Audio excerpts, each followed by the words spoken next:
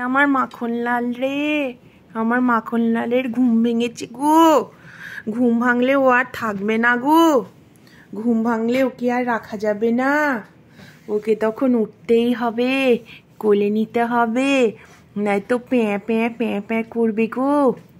মাখনলাল, তোমার ঘুম হয়েছে? তোমার দুপুরের ঘুম হয়েছে? তুমি দুপুরবেলা কবার ওঠো গো? একটু সবাইকে বলে দাও। হ্যাঁ, না অত কাঁদে না, অত কাঁদে নেই। সবাইকে হাসি মুখটা দেখাও। এই জাস্ট 4টের সময় দোদা খেয়ে ঘুমালো, 5টা 30 হতে পারেনি।